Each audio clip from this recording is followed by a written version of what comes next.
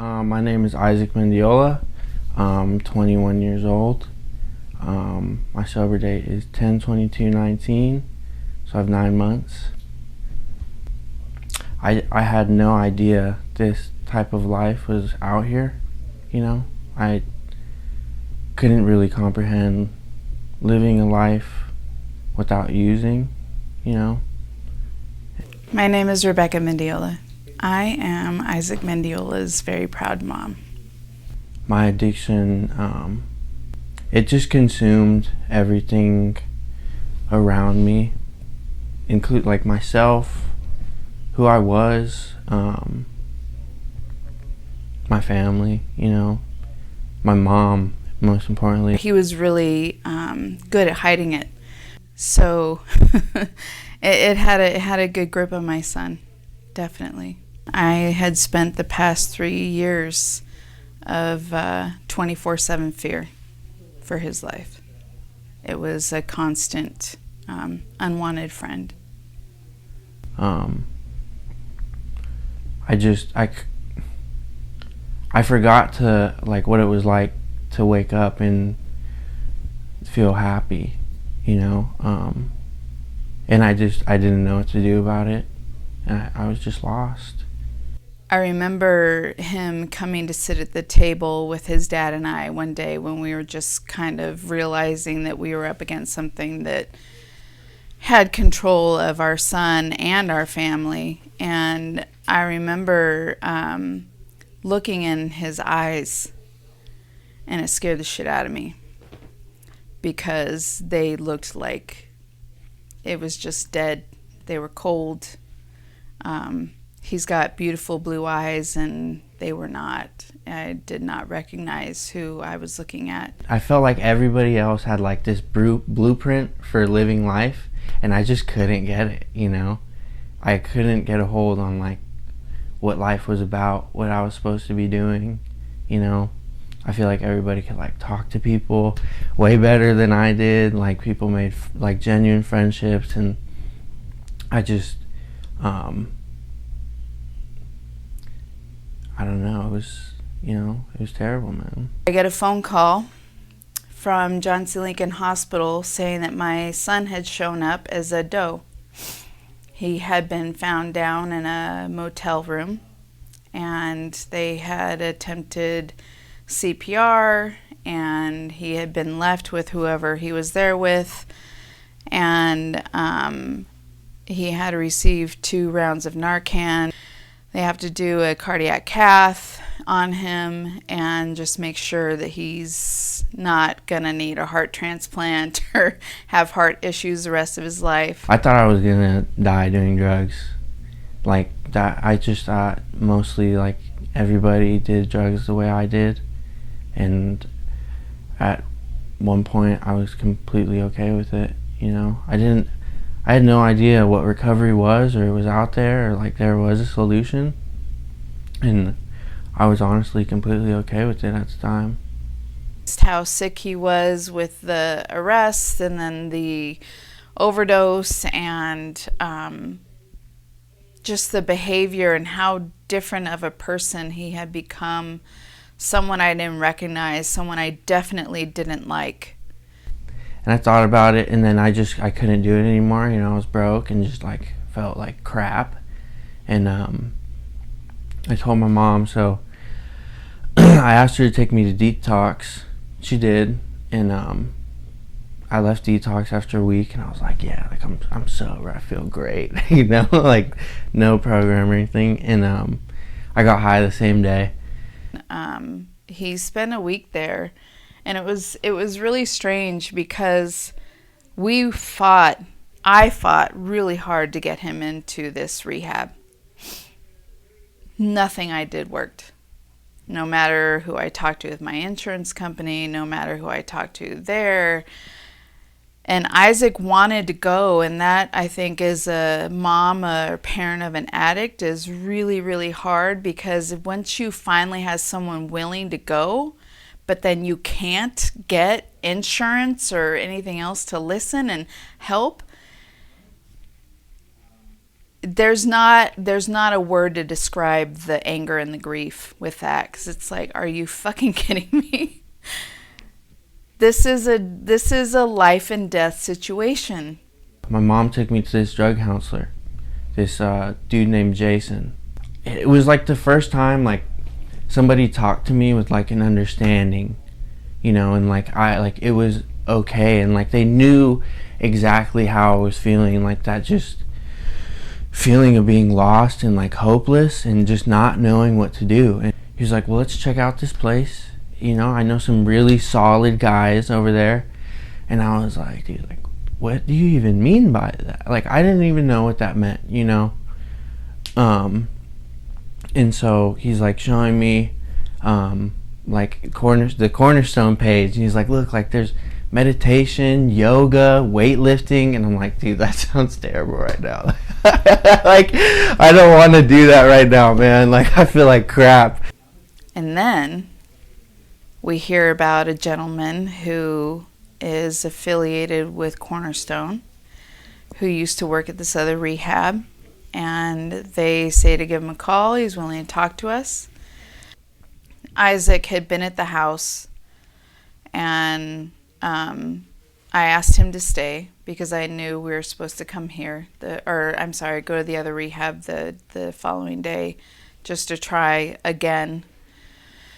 And he's like, Mom, I can't stay here tonight.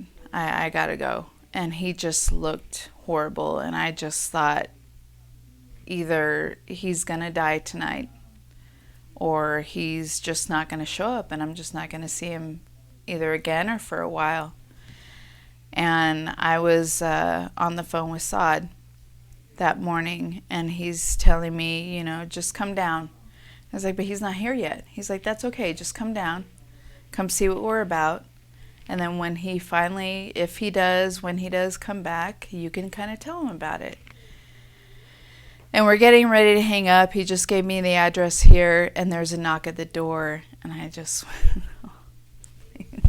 sweet baby Jesus, let this be Isaac. And it was. And I tell him, you know, there's the treatment center, and then there's the sober living component. And he did not like that because he thought halfway house. And they all do drugs at halfway house. They say they're getting sober, but they're not. She's like, one morning, she's like, hey, we're going to go check this place out. And I was like, we'll go like check it out. And she's like, okay, well, we're just going to go. She was so nice about it and like just didn't want to say much. And so she talks about this too. I don't know what came over me. I would not have gone. But, you know, so I was just like, I just didn't know what else to do. So I'm smoking heroin in her bathroom, and she's like knocking, just being real nice, like, hey, can we go? And I'm like, all right. And I'm asking her before, and I'm like, what is this place like? And I was such a little prick. And she was like, she has no clue about like recovery or treatment or any of that stuff. She's like, it's like a halfway house. And I was like, so it's like just a bunch of drug addicts getting high together? And I would have been okay with that, but that was like my excuse to not dive into it. And I was trying to talk him down from that, saying, no, it's not like that. It's not like that there. That's not what I'm being told. She's like, just go hear them out, please. Like, please just hear them out. We pulled up here. And we sit in your office, Estel, and Saad is there. And I had this overwhelming feeling that it's over. We are exactly where we need to be. He is exactly with who he needs to be. And I had such a just peace, calm come over, and I just knew it. It was wild. I talked with Estel and Saad, and like it's just the way you guys spoke about things. It was like when I was talking to that dude Jason in a place of like compassion and understanding, and like that moved me, and I could tell like it moved my mom too. And I remember asking you, I was like, you were like, do you have any questions? And I was like, is this like a halfway house? And you're like, yeah, but no one's getting high here. And I was like, all right, dude, like, you got me.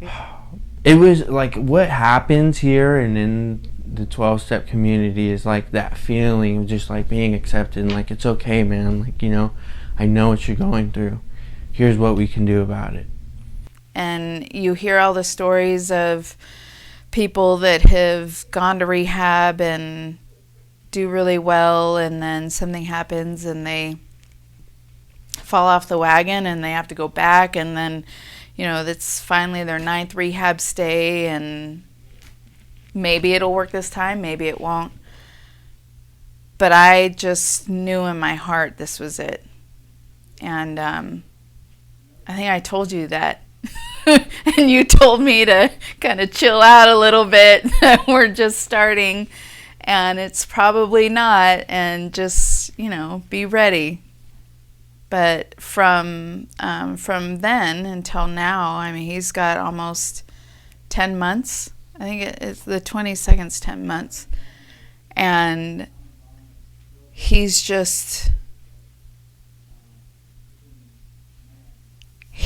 better than when he started doing drugs. I just had this profound experience my first day, and I had I had some reservations at first, but just hearing the guys here, what they talked about and their understanding of life and who they were, I was like, dude, I want that, like, badly, I knew from day one when I had him, and the promise that God made to me was that he was here to help and serve others. And he could not have the type of impact on others if he had not gone through this. It just wouldn't have happened. And he wouldn't have been able to fulfill his mission, what he is supposed to do here. And I've talked to him a couple times throughout all this, and he seems most fulfilled and happy when he's making connections with others and helping others. Listening to the guys in the community and here, it taught me simple things like discipline, and like I can wake up in the morning like a normal human being. And but yeah, so I can wake up at a normal time. I meditate and I pray. I've been doing that a lot lately, a lot more.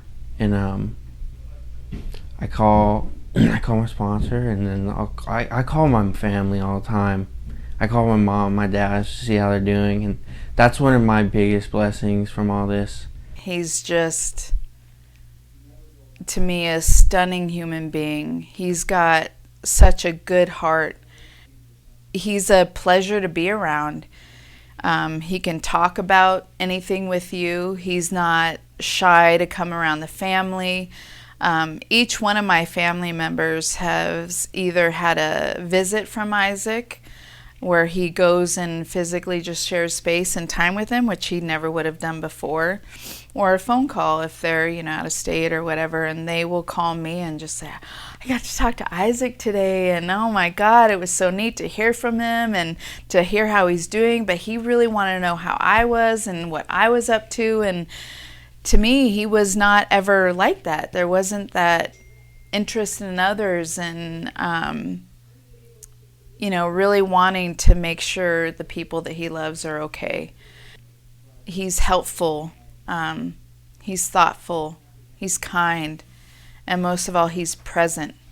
I just get to have a conversation, and they get to talk to me about their problems, because I listened and dealt with mine for so long, and we just get to laugh and cry together, and I get to be present, physically, emotionally, all the above.